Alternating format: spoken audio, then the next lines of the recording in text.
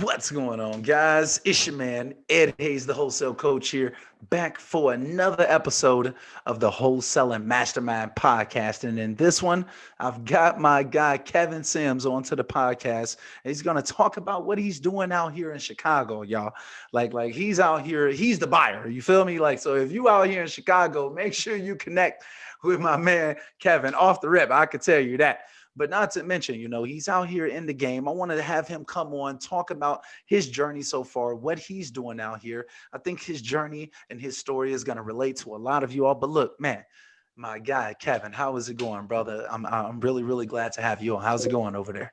It's going good, man. I really appreciate you having me on the podcast, man. I finally made it, man. I feel like I'm Hey, doing something out here now, man. I made it to the hey, podcast. hey, you out here, bro. You made it, my brother. I'm really, really glad to have you on, though, man. I genuinely mean that, man, for real. I'm super, super glad to have you on. So, for the audience members who may not know who you are, won't you go ahead and give them a little bit of, a little bit of background on yourself? Who are you? Kind of break it down for them. Absolutely. So, as Ed mentioned, my name is Kevin Sims.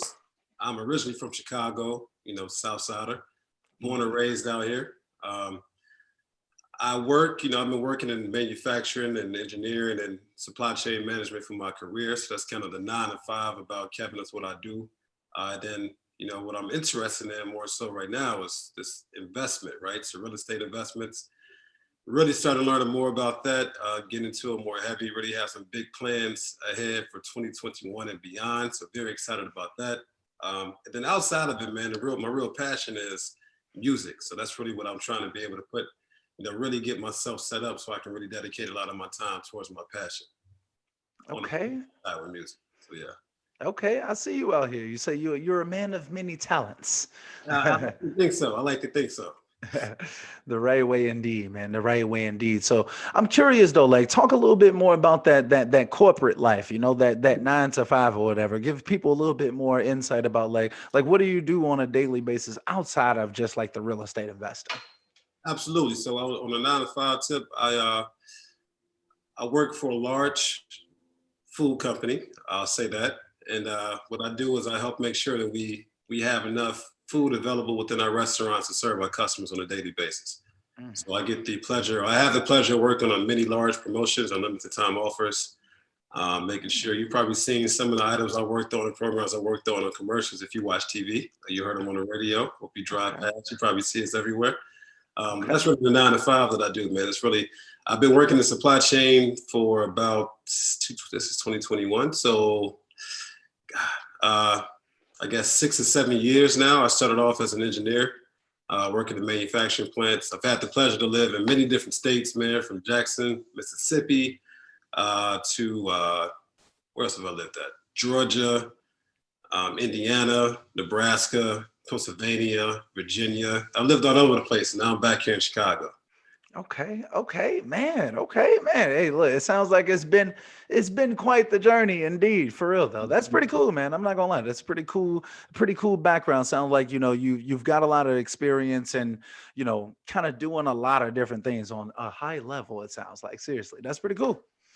So okay, all right, all right, all right. Obviously, I know a lot of the background myself already or whatever. So you know what I'm saying. Like I want to definitely give the audience a little bit more of a feel of who you are and what's going on and things of that nature. So let's talk about like so what are you doing out here now? Or let's say you know. I know we started talking to each other a little while ago. Why don't you even talk about that? Like, how did you end up coming across me? Yeah, so I'll take you back even a few years ago, right? So when I Yeah. got into real estate itself. So as I mentioned, I lived in Indiana, and I'm from Chicago. I used to live in South Bend, Indiana. Mm, And at the time, I worked out in Indiana, and I found a better job here in Chicago, more suitable for me.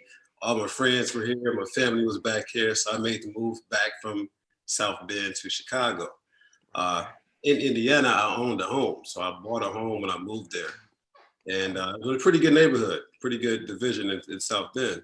And when I moved, I didn't want to sell it, and so I was like, well, maybe I can rent this house out. And if I rent it out, at the time I had no intent of being a real estate investor. I really just didn't want to pay my mortgage and didn't have to pay Right, it right. somewhere else, right? So just if I can break even every month, that's perfect. If they have to pay a few $100s, that's good. As long as I have the brunt of the the cost being paid by someone else. Right. So I did that. So I rented it out for 2 years, and it worked out pretty well. Um, I didn't really have much of a vacancy. Like, whenever I found renters real quick, there was a ton of interest for it, and I did everything myself. So I would list it myself. I would go drive to Mm. South Bend. I would show it myself. I would have an open house that everybody come through on like 1 or 2 days on the weekend. And Right. then I would Right. run all the background checks myself, and I would the lease myself. I would collect the rent, everything. If maintenance issues happened, I was a one-man show. I did everything myself. I Mhm. did that for about 2 years. And then I started to think this was maybe that was in 2016 when I started doing that. So in 2018, I got the idea that I wanted to purchase a multi-unit here in Chicago. And I was like, well, I don't want to manage my single family and manage the multi-home, the multi-unit, one in one state and another in another state. So I decided to sell the house and then use that to kind of purchase a building here in Chicago. And I went about that and I purchased it on market, right? I didn't buy it off market. I purchased it on market. I used a 2013K loan or 203K loan to fix it, right? To rehab it. Okay. And then I did So everything. real quick, bro, Yeah, if you could just break down like what is a 203K loan for the audience members who may not know, real quick. absolutely, absolutely. So a Yeah. 203K loan, a 203K is a type of FHA loan where you have the rehab and purchase combined in one, right? So it's Mhm. um, you purchase the home for $100,000 and it needs $50,000 worth of work to become a livable space and to pass an inspection. The Mhm. loan covers both. So they cover the purchase. Then they also put the rehab into an escrow account, and then you have the repair work begin and the rehab work begin. They come out, inspect. Once the inspection is passed, and you have draws taken out. Periodically, you may have 4 or 5 draws or so to pay off Mhm. the rehab, and that's how you complete the purchase. So it's a way to really kind of get into investing, I would say. Or if you want to buy a fixer upper, um, I should say I'm not a legal expert. I can't give you any legal advice, but if you want to house hack, it's a good way to house hack, right? Because with the FHA loan, you should actually live in the property for their guidelines. But Right. yeah, that's how I got started, man. So I purchased it with a 203K. The rehab, we can get into details about that, but there was a lot of surprises, learned a lot about that whole process of rehabbing the building. I knew nothing about any of this, right? So I'm thinking I'm going to buy something that needs a little bit of work. We fix it up, Right. ended up being like a $200,000 rehab, man. It was Right.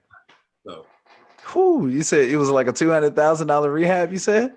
it was, yeah. I mean, it's just a 3 unit building with a full finished basement, Mhm. and we pretty much gutted everything out. It wasn't gutted when purchased, so we have to gut everything out and then update. But very happy with the results and very happy with the amount of rental income that comes in from it. Man, so like if you don't mind, bro, like let's talk numbers on this. Like I'm real curious. Like what was the I think we talked about this before in the past, but like what was the purchase price on this? And then like what was the rehab? And then like what's the current ARV on that? I'm curious. Yeah, absolutely. So I even back up a little bit further from that too. So as I was Yeah. looking, I was only looking for multifamilies, right? Right, right, One right, in a right. 4 unit, but 4 units are very rare. So I was actually in the running for about 3 different buildings. I had actually four. I was in for one 4 unit building that I went to go take a look at, needed a little bit of upgrade work, wasn't very interested. It was occupied as well. I Mhm. had another building in the Bronzeville area that I was in love with, but it needed just too much work for my blood. It was a little too much that needed. And actually, I still take a look at that building now, man. Somebody else ended up getting it, fixing up. They did a great job with it. Mhm. Every once in a while, I drive by to see how it looks from the outside. I know how the inside looks. I saw the pictures. And then there was another building in the South Shore that was actually occupied as well. And then I saw this one. So the purchase price for this building was actually 300,000 even. Okay. Was the cost for this building, and it's a brick, 3 flat, beautiful structure, red brick, great guts, great foundation, all that good stuff. And Mhm. then the rehab actually it wasn't quite 200,000. It was about 185. So all in all, net, the total all in cost 485. Okay. Yeah, the worth of the building now, the ARV is about 515. Okay. So, if you're an investor, it's probably not numbers you want to hear as far as on the buying tip. I wouldn't go about it that route. But you have to think about it differently when you live free and you collect rent and you make money off of that too. So there's there's the Mhm. numbers game on that aspect, and then there's cash flow. And I Right. focus on that cash flow with this. Bang. Okay, right. So are you living in that one yourself plus cash flowing it at the same time? You say it's a 3 unit? It is. It's a 3 unit. So I live in one of the units, and then there's a unit that's duplex down to the basement. That's my unit. There's a second floor Mhm. unit and a third floor unit. So with that, with these amazing interest rates, I was able to live free, and then my mortgage is pretty much paid every month as well. Man, hey, look, I ain't gonna lie, bro. I told you before, man. Look, I'm trying to get like you, bro. You know what I'm saying? For real though, man. Like that's pretty nice though, man. For real. Like, and you say like for an investor, hey, look, it may not look like that, but look, at the end of the day, you're living literally for free and someone else is paying your mortgage. You know what I mean? It's like that's a blessing, man. I ain't gonna lie. That's a blessing. And that's just a start to a lot more, man. So that's pretty cool, man. So that was the first deal that you did right there then? That would be, yeah. As far as like wanting to be an investor, that would be the first deal. Right, Uh, right, right. But you had another property I had already, like experience, managing the property and making some right, profit right. before, but actually thinking as an investor and wanting to do that, this would be the first one. Right, right, right. Hey, well, man, hey, look, you say you worked it out, my brother. You worked it out. So, and so I'm assuming that like you're cash flowing that property now. You own the asset, and now you're living for free. You own the asset. You're cash flowing it. So, I mean, man, it sounds like a pretty good deal, man, for real. So, man, that's pretty much like house hacking 101 right there, guys, for real. Working out. It is working out. Yeah. Yeah. Okay, the right way, man. So why don't you tell the audience a little bit more about like so what have you been doing like since you've acquired this asset? Like I know you've been into the wholesaling aspect and things of that nature, but like what's the current situation for you right now? So like I really took interest into this real estate investing thing. Like so like I was after I came into this building, I started to research more and more. And I started listening to podcasts. I started listening to your podcast, reaching out to you and learning more about things. And I realized there was this whole other world out there of like off-market properties that you can go and purchase. And you can buy them at a discounted rate and you can fix them up. And then you can either flip them or you can live in them and do the same thing. Well, not really live them, but fix them up or like rent them out, right? So that interests me. And I was like, well, maybe I went about this the first time. I didn't know what I was doing. It worked out pretty well, but I could have made it a little different. It came out a little different with the deal too. So I just kept getting interested about the whole real estate investment strategy and what could be out there. Mhm. And in doing so, listening to different podcasts, reading different books, watching YouTube videos, I came across this thing called wholesaling. And I was like, okay, what exactly is wholesaling? It's flipping a contract. And it sounded almost too good to be true in the first Mhm. time, right? Like I was like, this. Why didn't I think about this before? First off, there's people I out know, here right? making livings, like making a killing out here doing this wholesaling thing. And right when I became interested in wholesaling, I think this was like in October of 2018. Was it 2018? No, October 2019 or so, Mhm. around that time. That's right around the time when Illinois decided to change the law on wholesaling, Mm, right? mm, Where it mm, mm. required you to have a license if you were doing more than one deal a year. If not, there were fines up to $25,000 and this, that, and the other. They were like the only state in the nation that has that strict law against Right. wholesaling. And then, so right as I'm getting into this and learning more about it, I'm hearing about this stuff too. So I'm like, well, okay, this is all right. I'm still keep trying to figure out what it is. And like I said, listening to your podcast, you and I were talking quite a bit. Like we were constantly talking. You were coaching me on, different strategies and ways to get through. And I actually had quite a few places under contract, which is weird.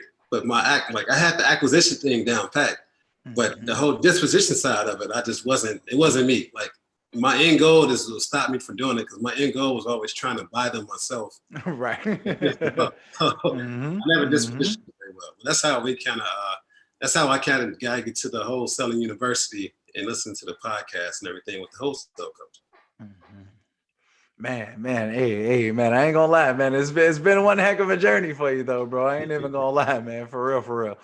So it sounds like, you've kind of been through a lot, man. Like, you've seen a lot of this industry out here. Like, you kind of know what's going on now. I know you've had like some virtual assistants. Yeah.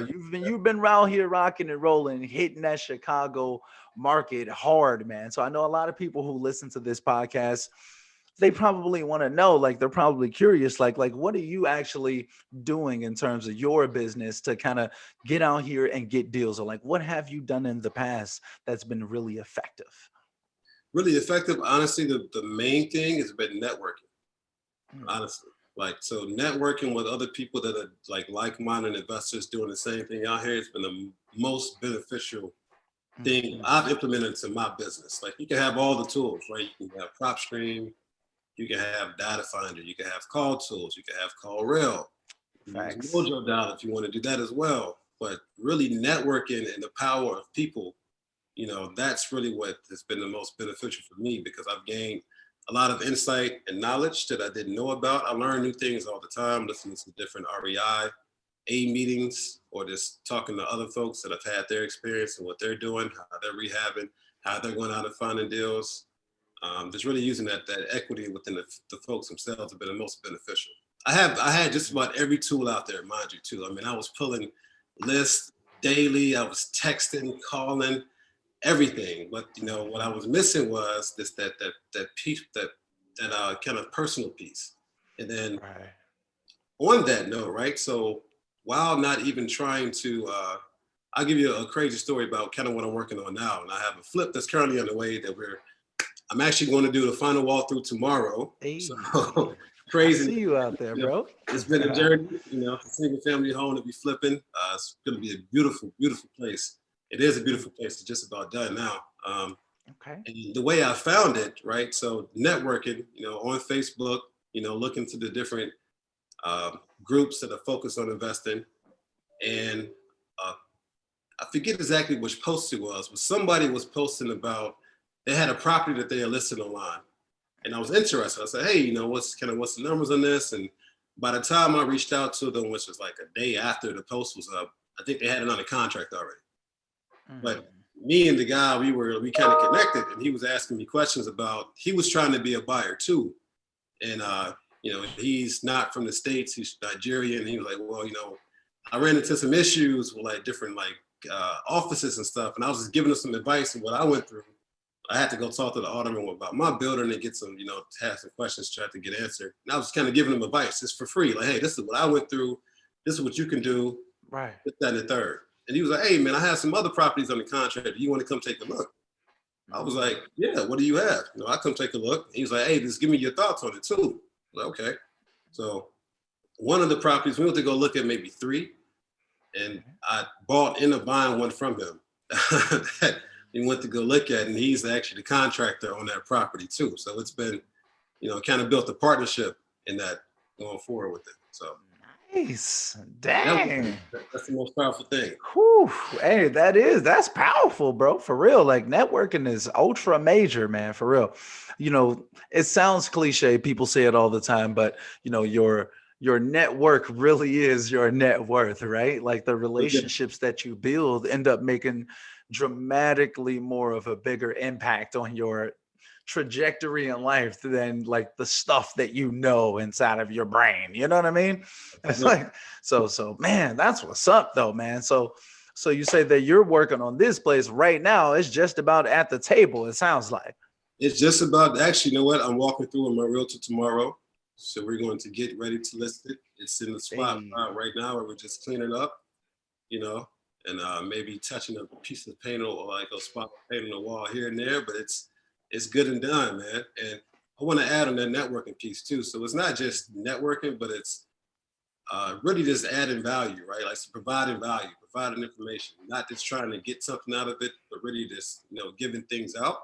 And Mhm. in this doing so, I had no expectations for this, this connection that I made with this guy.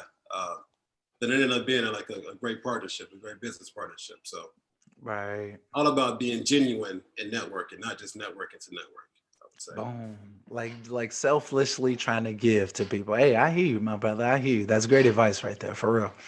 Okay. All right. All right. So I'm curious, like, when it comes to like right now, then like what's your current goals? So like, oh, matter of fact, before we go to the next thing, like if we can, like if you don't mind, at least like let's Yeah. talk numbers on this. Like what's that deal looking like? I know you did that one deal before. You like look for an investor. I don't know. Da da da da.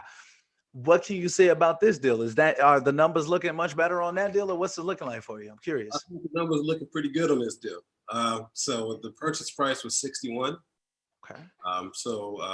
With the ARVs between 215 and 225, so we used 215. Um, Okay. Rehab, we thought it would be around 50. We could talk about that too. We had some other items pop up, right? So it's gonna be more around 70-ish, Okay. 70, 80-ish. Okay. But as far as profit coming out of it, like this net return is still gonna be around the 45, 50,000 range. Right, man. Hey, that sounds pretty hefty, my brother. I see you out there. Hey, you say you getting them out there. Hey, okay.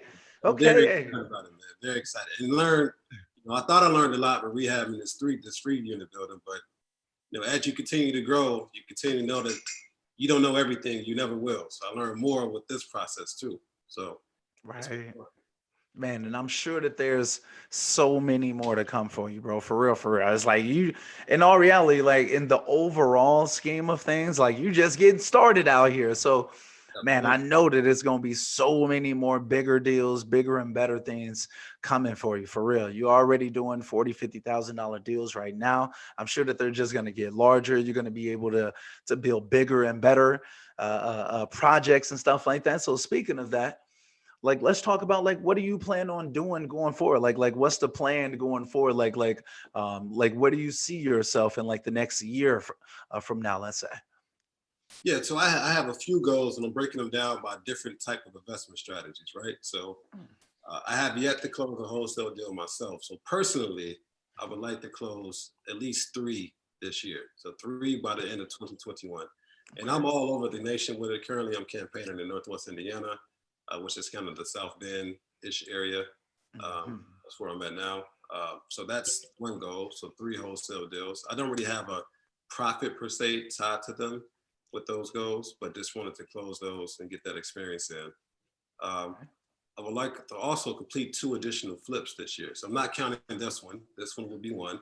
So a total of three flips for this year on single families. And then I would also like to purchase three additional rental properties this year. So I Yes. really I like the number three a lot. So that's how I'm going to breaking things out this year.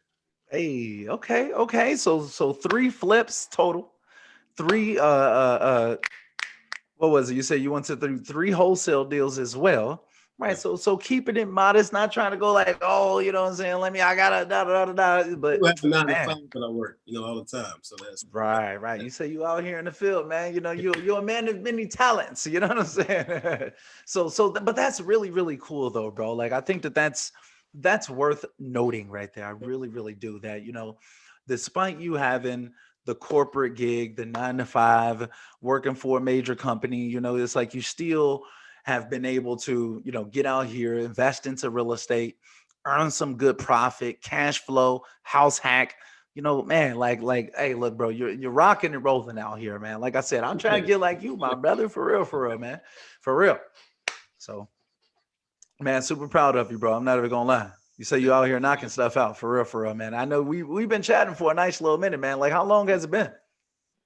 wow, man, I think it's been almost right when I started getting into the wholesaling. So I think it's been since at least Q4 2019. It had to be around. It was crazy. It's been over a year now. I think 2020 went by. It went by slow while we were there, but it's fast when you think about it. When you think back on it, man. But Right. it's been a while. Yeah, we've been talking for a while. Yeah, man, for real, for real. Hey, but man, hey, I'm super excited for you though, man. I can't wait to see like what's coming up next out there in the Chicago market. Like what type of things that you plan on knocking out while you're out there in Chicago. Like, so you said three flips, Three three flips. wholesale deals. You know what I'm saying? So man, hey, look. Then three buy and holds. So I would like to also add three additional rentals to my portfolio. So three Okay. different type of investment strategies, three deals in each this year. Right, right, right. Hey, man, that sounds like a reasonable goal though.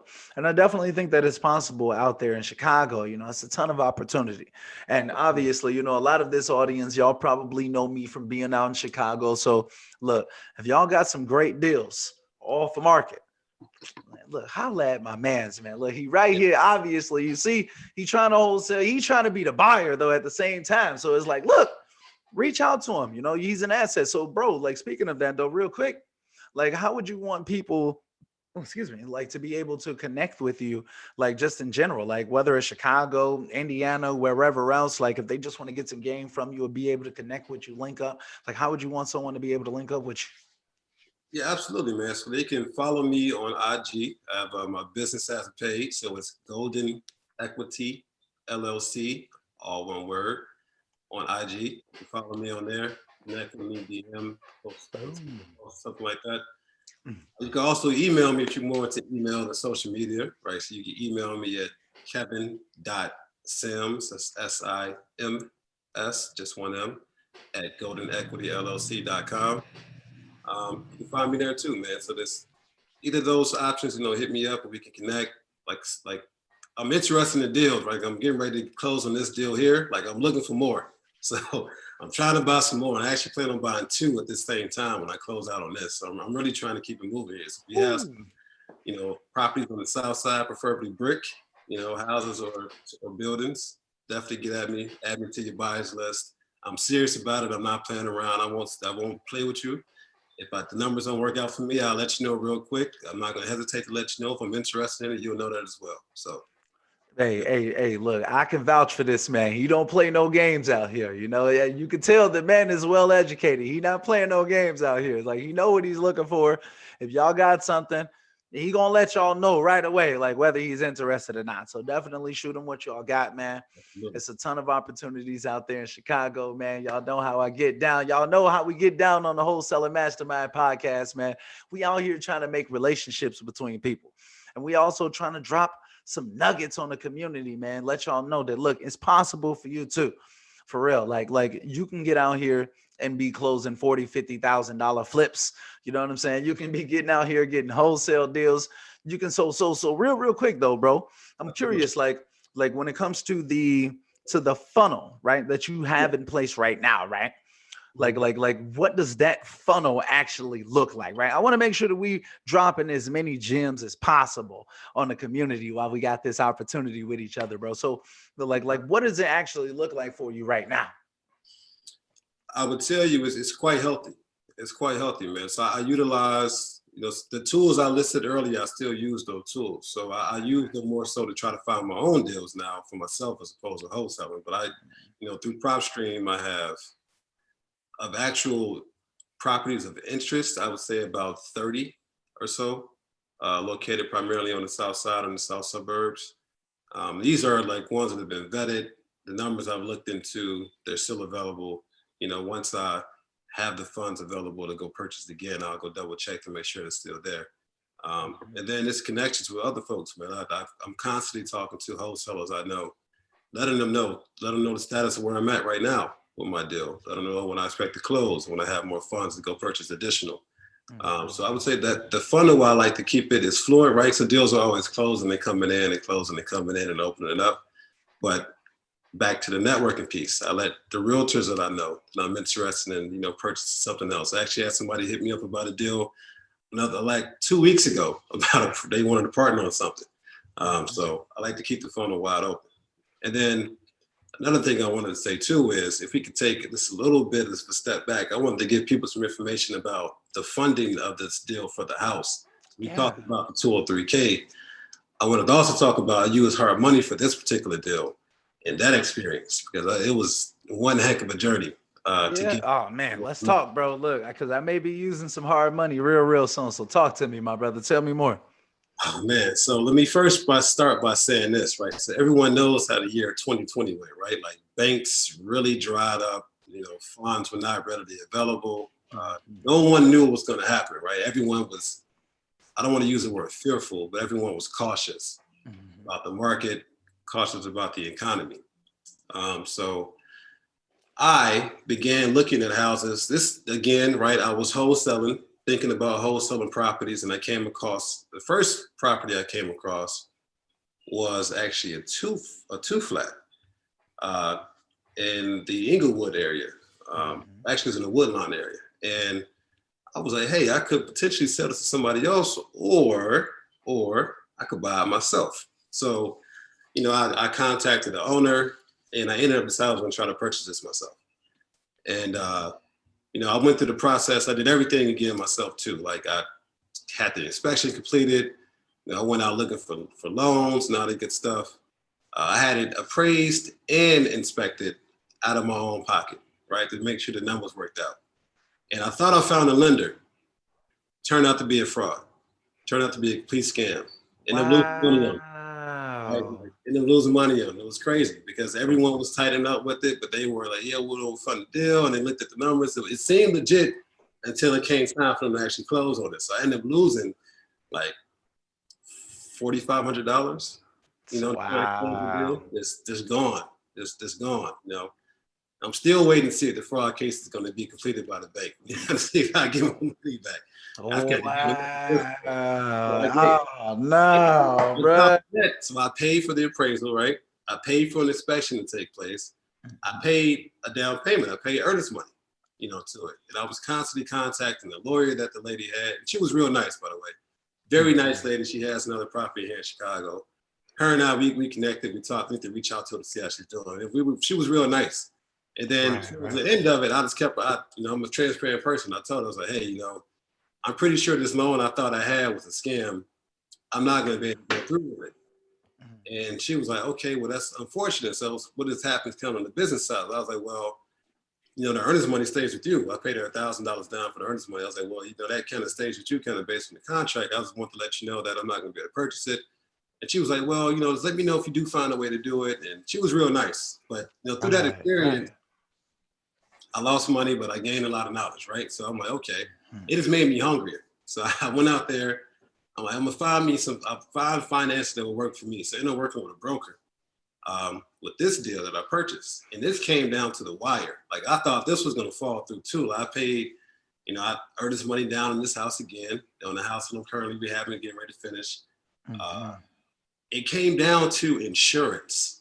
Like, so when you get private money, when you get hard money, it's different from when you have when you're going to buy a house for yourself. Mhm. And many ways it's different. One, for hard money, you have to close in the name of an entity. So you have to either have an S corp or C corp or an LLC. There has to be some kind of corporation, an entity that purchases the property, not yourself. Okay, right. So so that was one thing, and that was fine. I had the business, everything was set up, everything was good, no concerns or issues there.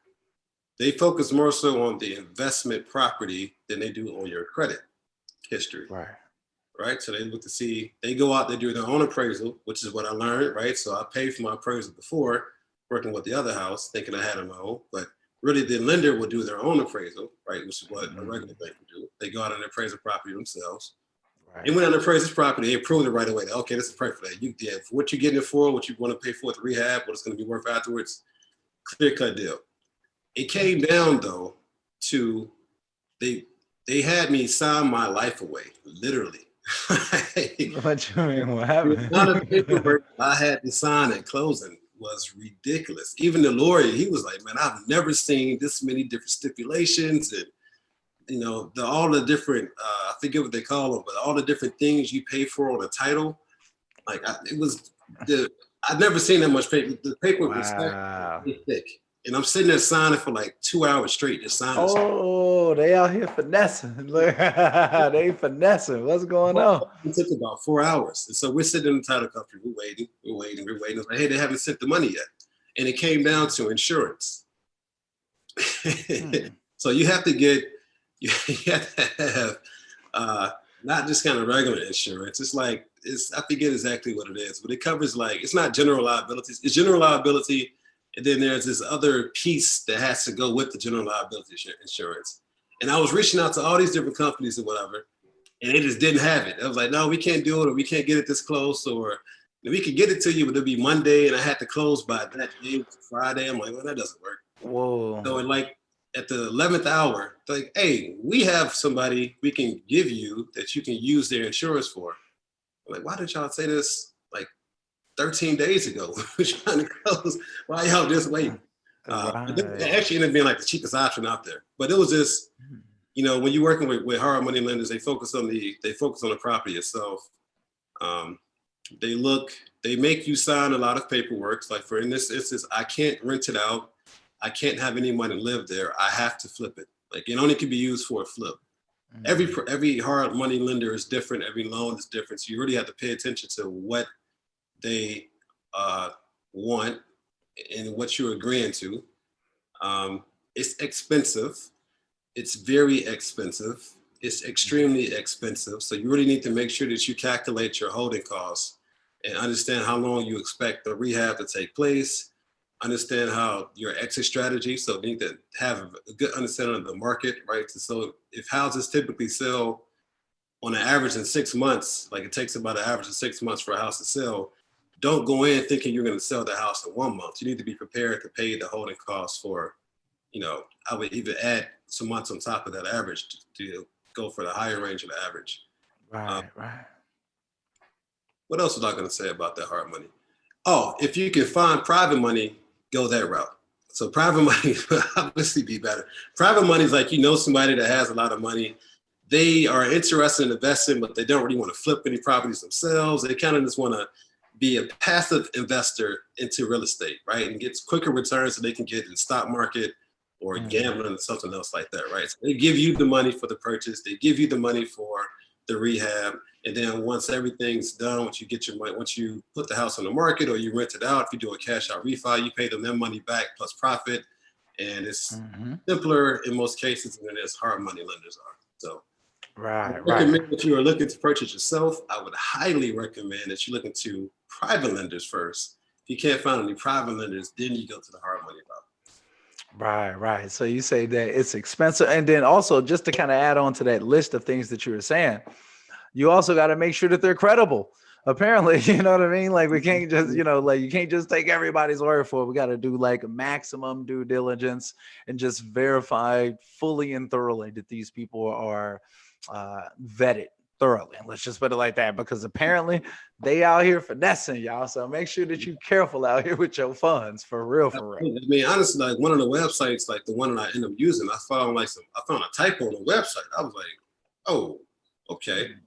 that's if anyone's been with Ed for a while, y'all been through the whole wholesale university, if you have a website, one of the things it says is make sure that you proofread, make sure it looks credible, because people look at that. They take a look at that, and it's not, they're going to question it. So I looked and I saw it, and I brought it to their attention. I was like, hey, I noticed this little typo here. Y'all may want to change this, or I'm not sure what's going on here. But the internet working out, they've been great. I will say this. So they've been great in the process, right? So I knew the cost up front. They didn't hide any costs from me. The draws have been going great. They get out there and they inspect pretty quick, which is important. So Hmm. it's been another learning experience for me though. Man, I'm sure, like one of many, man. It's like you already answered my question for me, man. Like I was gonna ask you, like, man, like tell me like about a situation that challenged you, but like, man, look, you just broke it down thoroughly and fully right there. Like that's crazy, man. Like, so I see that, the hard money game is like the wild, wild west. Not necessarily, but it's like you If probably you're want new to to it, read them contracts like yeah, you need real, to real definitely. thoroughly for real. It's a new experience if you're new to it, and then your rates get better the more you do. Like they base it off of your experience in the property, right? And Yep. technically, for a flip, this is my first one, right? So kind Right. of you are a higher risk. Right, right. That makes sense though, man. They gonna tax you more if you're just getting started, but hey, it's all good. We'll chalk it up to the game, but we still out here getting 40, 50 on them. It's all good. You know what I'm saying? We spending their money at the end of the day. You One of feel me? So it's like we make a little bit less off of their money. It's all good. You know what I'm saying? It's not too bad of a problem. everything, so hey, it works. One thing I've learned too, man, is don't ever look at someone else's pocket. Like someone else said, the reason why racehorses have those blinders on is because if you start paying attention to the left and to the right, you're gonna trip up. You need to focus on what you focus on. That's what's in front of you. It's gonna come into Facts. you. You worried about what somebody else is making off of a deal. Wholesalers wouldn't exist. Like, Mhm. you know, That's that so true, man. you For real, focus on man. what you gonna benefit and how it's gonna benefit you, and stop worrying about what somebody else. So they making their money. That's great for them. I'm also making some money too, so I'm okay with it. Right, right. The real question is like, what are you doing to actually get your deals? Because at the end of the day, it's like if you sitting on the sidelines just watching everybody else out here slam dunking like LeBron, you just gonna be a bench warmer. Or do you actually want to get into the game? Like you said, don't be watching everybody else, because I think that that's great advice for real, for real. So man, like I know you've been out here for a little while, bro. You've had, you know, few of your own like own property situations now up to this point. For someone that's looking to get started in wholesaling or just real estate investing in general, bro, like what do you think would be like the best advice that you can offer to someone that's just looking to get started? Mm. Soft skill wise, have tough skin, be dedicated, put the time in to make it happen. You're gonna have some ups and downs. You're not going to know a lot. So don't wait. Don't watch the next YouTube video. Don't keep listening to podcasts thinking you're gonna find that golden nugget. And like you have to go out there and get some experience yourself. Another one I would say is, as I mentioned before, network. Like get with other people that are doing it. See how they're operating. Um, Mhm. and then I've seen a lot of stories out there too. Like you don't even need all the tools. It's really just about your dedication and how much work you put in. Like you may get your first deal in your first call. You may get your first deal 6 months later. That kind of depends on what's happening in the market and all that good stuff. But you have to be dedicated and truly want it. And then also, don't make your goal when you first started continue to be your goal all the time. It can change. So like I started off focusing on wholesale and ended up being buying something instead of wholesaling it. So you always reevaluate, move, be agile, but just you have to put the work in, man, because you can go out there. This is truth, very honest. You and I talked about this. I had every tool out there, all of them, every Mhm. recommendation. I've had it at one point in time. Mhm. And I just, for some odd reason, I just wasn't putting the work in. So I had all the tools. I'm paying all the money. I'm looking at and I put on my little business credit card, looking at my balance grow and grow and grow and grow every month, month after month. And it didn't have any deals come through. And I'm seeing people come in there and they putting the work in every week, and then they getting deals before. And I'm like, I need to change something. It was me that needed to change. Like all the tools don't matter. It's all about how much effort you're gonna put into it, how passionate you are about it, and how much you want to win. If you want to win, you will win. So, Mm. Man, mic drop, like right there, my brother. Mic drop. I'm trying to tell you.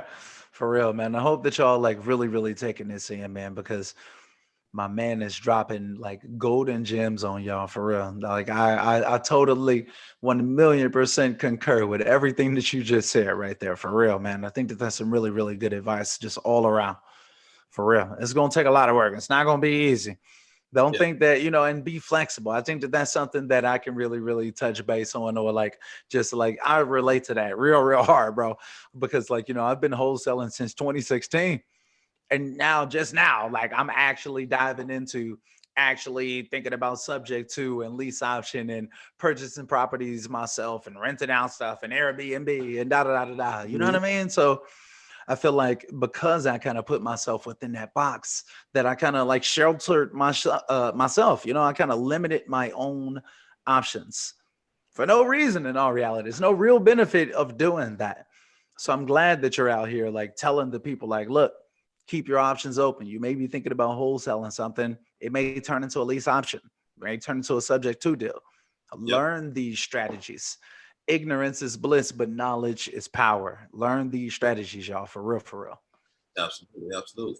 And actually, made me think about something too. You mentioned Airbnb. That's actually another thing I'm kicking off too. Once I close on this house, man, is uh, you can have with the virtual assistants available, and you can have an Airbnb property anywhere, and it doesn't require the same capital you know, that purchasing a home somewhere does. So you really just have to have, the money for the lease and furnishing, which could be maybe, depending on where you are, a few $1,000s versus tens of $20,000 to go purchase something. And the cash Mhm. flow can be the same or even better. So that's what I'm looking at. What one thing I will learn, man, I have learned, I continue to learn and try to grow and think about is this cash flow. Like some things are more attractive, they sound better. Like to me, fixing and flipping is like, oh yeah, I fixed this house and I flipped it for 50,000. But that's a one-time payment of $50,000. Like Mhm. imagine a $600 cash flow for the next 30 years every month. And it grows and grows and grows. That you Man, can pass on to someone else. Like once I sell this home, that's it. I own it no more as an asset. It's nothing to me anymore. Right? It's just the cash is what I get out of it. And we right. all know, well, you may not all know, but cash is not as great of an asset as like property or land. Like Mhm. it's an investment is better than this cash. If you had $100 million sitting in your house right now, what does it do for you? That's so true. That's What does so it do true. for you? Well, if you had $100 million worth of assets outside of that, just that cash, you can do a lot more with that. You can pass it down to other people. You pass the cash down, and so tell them what happened. And then Right. paper lots too. I don't know if you know that, but paper Right. lots. And you putting that money to work, instead of just letting that money just sit up underneath your mattress. You're actually putting that money to work, and you're making that money go out and go find more money for it to play with, pretty much. You know what I'm saying? Your money needs friends out here, y'all. Working for your Like, money. Oh, you know what? I'm stealing this from another podcast. I have to say, I mm, have to share it though, hmm, and I'm gonna share where I heard it from. Earn Your Leisure. If you listen to them, they just yeah, had on your someone leisure. on. I think it was a few days ago. They were talking about the misconception, within the African American community and maybe some other minority communities too, or just maybe this impoverished areas in general. And it's that you need to work hard for your money.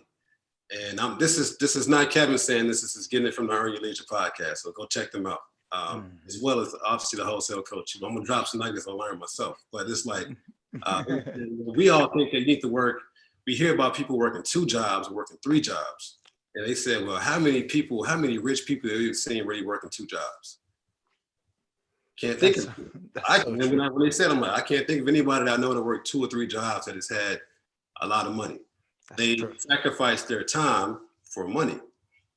But what you really Right. need to do, so they were working hard for the money. What you really need to do is make your money work for you. So while you're asleep, your money is out there. Every dollar becomes a worker.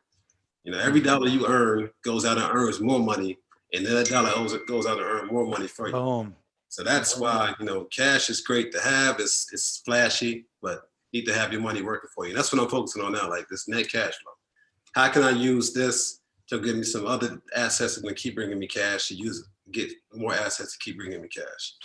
That's Get the more real game right there, man. That's the real game, because when you got the assets, you don't necessarily have to go out there and actively make your money anymore. If you got $10,000 and just passive income coming in because you have assets, then you can just go take a month vacation in like Peru or something like that. Just go have at it in, Bali or wherever you want to go, right? And still be out here getting that passive income, whether you get hit by a bus or not. You know what I mean?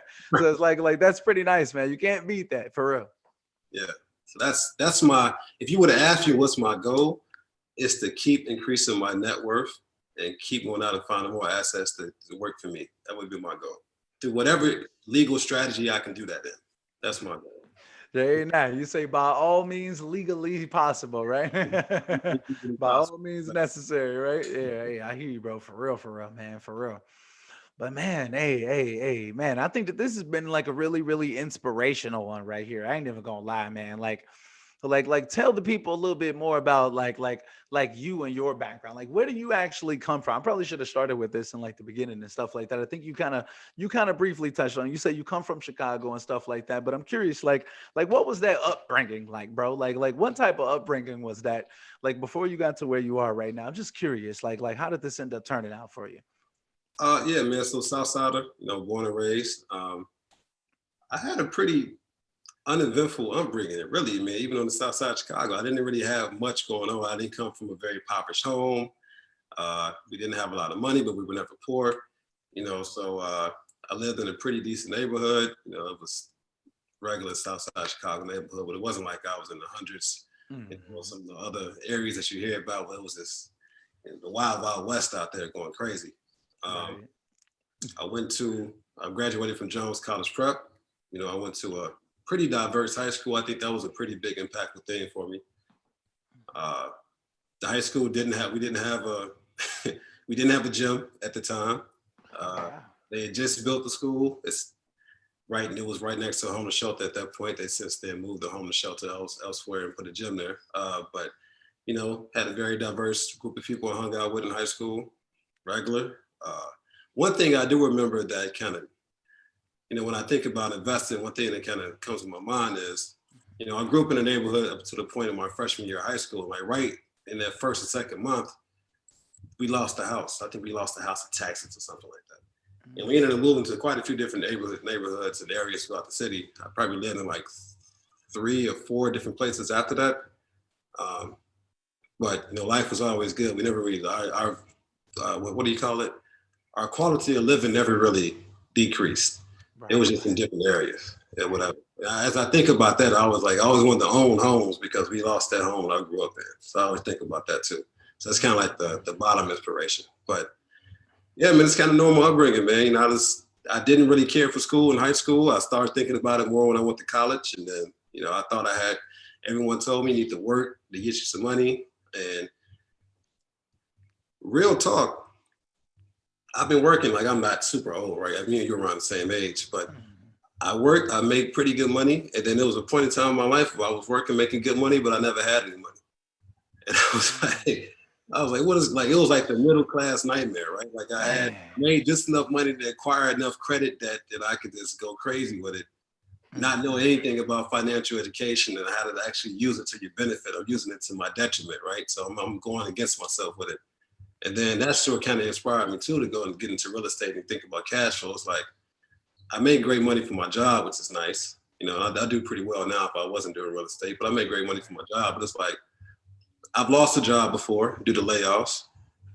I had no income at that point in time. I was like, what do I do if this happens again? Like, do I have to rely on somebody else to feed me? Do I want to have my own money? And I like traveling, man. I like taking vacations. Do I have to wait until I get my vacation, get it approved, or my whole life, like until I'm 65, until I can retire? Like, what does Man. my freedom look like?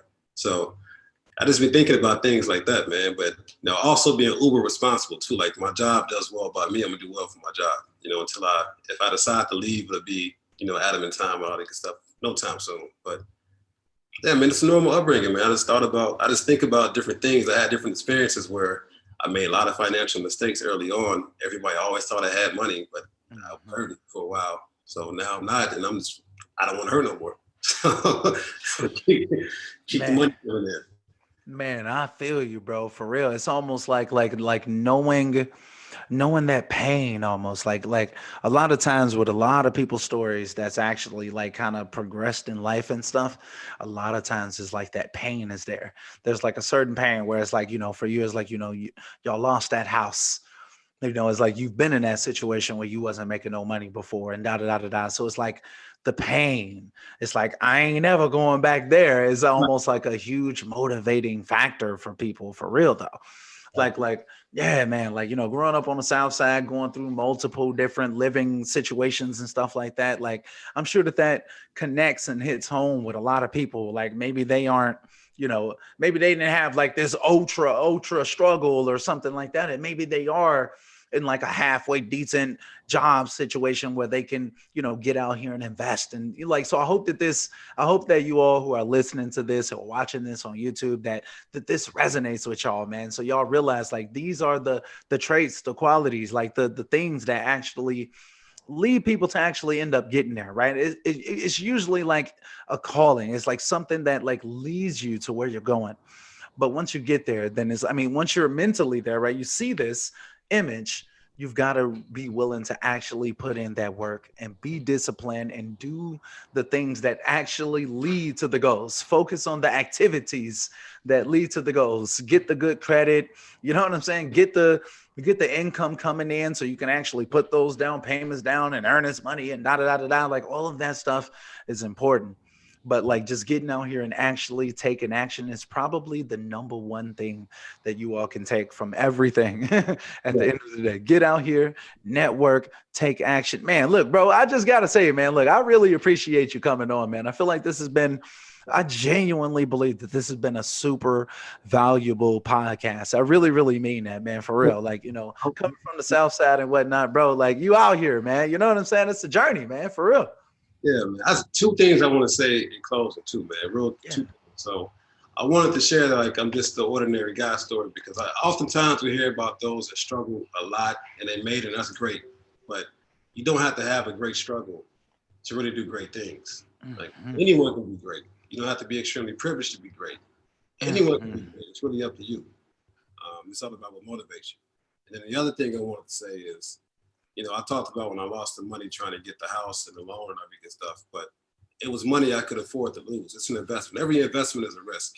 So while you're out here looking at it, just make sure you can afford to lose it. Don't lose your house, your primary living situation. Right.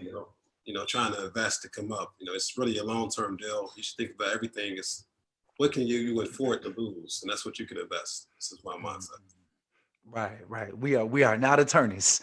Do not take this as legal advice. We are not telling you to go spend I'm not a financial consultant or legal whatever profession, none of that. But just my opinion on yeah. things. It's Kevin's philosophy. How about that? For real, man. Like, don't chew off more than what you can bite. I mean, don't bite off more than what you can chew. I think that that's how it goes. Like, but yeah, though, man. Like, man, I really do. I really, really do think that this has been a really, really valuable one, bro. Like, I appreciate you coming on, man. I really, really mean it, bro. Like, I can't wait to get this one out to the community. It's gonna be coming real, real soon.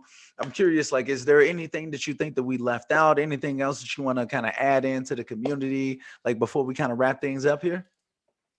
Um, I think we covered a great bit of it, man. The one last thing I'll leave with everybody is just believe. I believe in abundance, and I think you should believe in abundance too. At least look into it. Like often, I shared before, if you go out there and you see all these people doing great things, you see all these other people getting deals, you may think it's nothing out there for me, but man, there's billions of people in this world. And there's nothing but space and opportunity everywhere. So just go out there, focus, be uber focused on you, put your blinders on, network, find out what motivates you from inside and keep going. That's how I can really share it, man. I hope to be back on the podcast again later as I have more deals under the belt, more opportunities under the belt. And maybe I could come back and tell you I'm a private lender myself. That'll be the goal. Ooh, let's go. Hey, Kevin say he about to be out here with the bag. Like, look, man, well, how much you need, my brother? How much you Hey, look, man, make sure that y'all reach out to my guy Kevin Sims, bro. Like, I really, really mean it, bro. I would be glad to have you back on in the future. We can definitely coordinate some. You already know, I'm sure that we'll be in some communications and whatnot. I may even be doing some deals out there in Chicago as well this year. So be on the lookout, my brother, for real, for real. You may have Yeah, something that I'm looking for real. look forward to it. For real, for real. Hey, man, I really appreciate you coming on, man. This has been a great one. Guys, it's going to be links down in the description of this video or this podcast, wherever you're listening to it at or watching it at. Check that out. Connect with my guy, Kevin, man. He dropped some gems on y'all. Hit that like button on the video. Make sure that y'all rate the podcast if you're watching it on Apple Podcasts. And man, whew, this has been one hell of a podcast, man. Hey, let's get it. I'm inspired, man. I'm ready to go take some action. So we're gonna go ahead and wrap this one up, y'all. So, but yeah, man, that's about it, good guys. So look, until next time, we are hosts.